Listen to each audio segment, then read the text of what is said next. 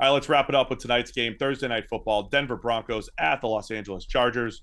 Got to get our game face back on here. This one does count. It matters. It was flexed in. The very first game in NFL history to be flexed into Thursday night football. 9-5 Broncos at the 8-6 Chargers. Over under just 41.5 from our friends over at FanDuel. Do we think that was specifically at the request of Al?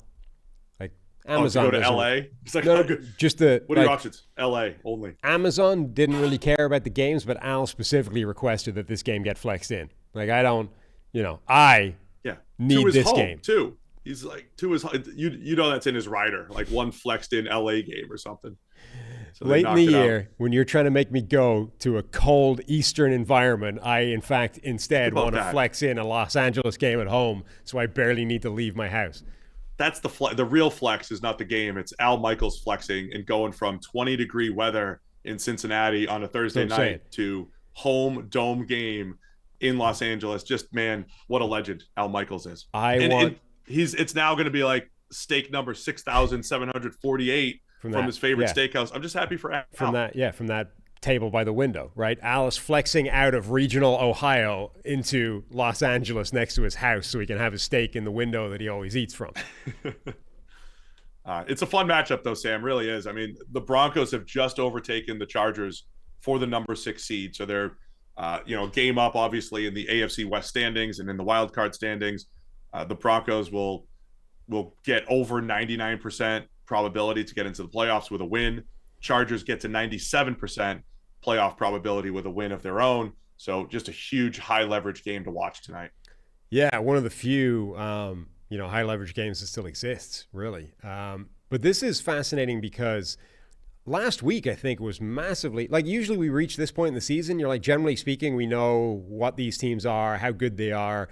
You've got a pretty good handle on what is happening in big picture terms. But last week, I mean, the Chargers got absolutely stomped by the Bucs, who we would have expected them to do a good job against. And then Rookie of the Year, Bo Nix, his candidacy just hit a brick wall last week, where they needed an incredible moment of stupidity by Jonathan Taylor to fumble that game away effectively and swing it massively back in their favor. Bo Nix had a nightmare of a performance, and it didn't matter. They were able to get the win. But now you're like, how much of last week is relevant? Is Bo Nix that volatile or vulnerable to these swings, or does he go back to an extremely efficient, well-operating quarterback? And then do the Chargers simply not have the horses on offense, absent JK Dobbins anymore, to function? And is a different quarterback able to do to their defense what Baker Mayfield was? Like, I think this is a really interesting game because of how much last week threw a wrench in the workings of both teams. For both teams, right? I mean, it is true. I mean, the Chargers got worked. I mean, going into last week, the Chargers had the lowest points per game allowed defensively. The number one now defense. They're tied with Denver, right? So now it's a 1-2 between the Broncos and the Chargers. So the two best defenses in the NFL just from a points per game allowed perspective.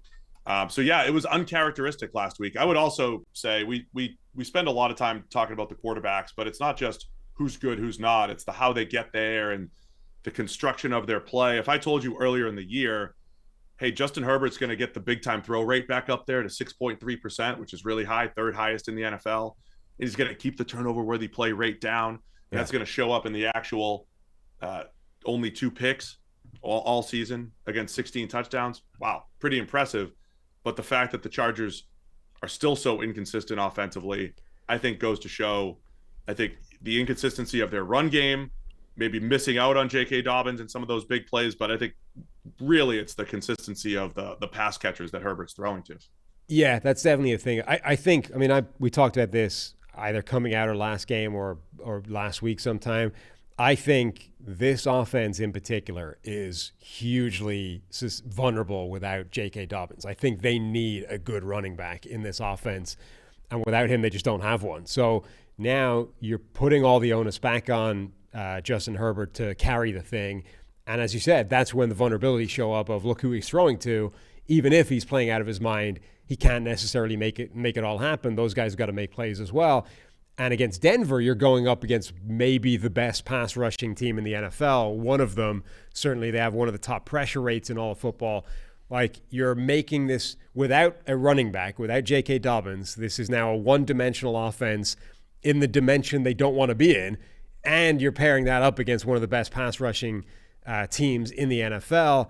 I don't think that they're going to have Riley Moss back yet, the number 2 corner, the guy opposite Patrick Surtain, but he's getting closer to being back. But all the things are sort of tilting against the Chargers on that side of the ball. Surtain was a full participant, left the game with an ankle injury on Sunday, so he did play. He did at least practice leading up to this game this week. Gotta fix a helmet. Yeah. There you go, Tobes. Perfect. So I thought the Surtain thing could be an issue. Remember, he got hurt one of the last plays of the game on Sunday, but he should be back and ready to go. So I'm looking forward to this. My boy Nick Bonito tearing it up recently. Him and Rashawn Slater, going head-to-head on that side more often than not. That's a great matchup. I think just that matchup in general, Denver's defensive front, all of the different players that they have with 30, 40 pressures plus, their ability to get pressure on Herbert. And then I think some Herbert consistency. I mean, Bo Nick's consistency too, to bounce back from last week. But Herbert's had those games, right? He's had those halves of football where he looks like the best QB in the NFL. Another half where he's a little, struggling a little bit. We've seen that inconsistency quite a bit from him over these last couple of weeks. So can he put together a full game with not the season on the line, but the winning team is almost assured of a playoff spot. So there's a lot to play for here. And can the Chargers defense bounce back from getting just lit up by the Buccaneers, right? They got stomped in every facet of the game. Baker Mayfield, receivers, passing game, running game. I mean, they got absolutely done over by the Bucs. Can they bounce back against a rookie quarterback, albeit one that up until last week was playing really well? All right, man. I can't wait for this one. I think it's going to be great. AFC West, AFC implications as far as the wild card goes.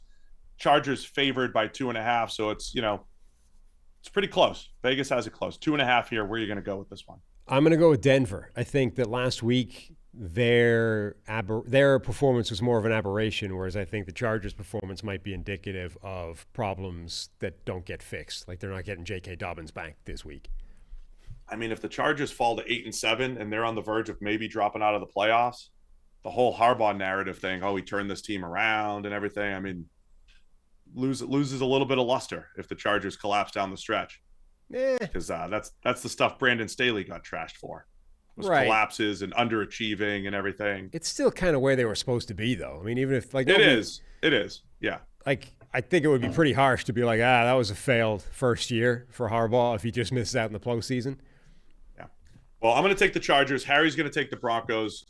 My son and I differ on, about 80% of the games, I would say, at quick glance. So it's a big week. I'm calling this moving week for me back in the standings. You're either going to be right back rivaling the 9-year-old, or you're going to be dead and buried. Yes. No in between. No in between. Looking forward to it. Thanks for watching all the way to the end of our video.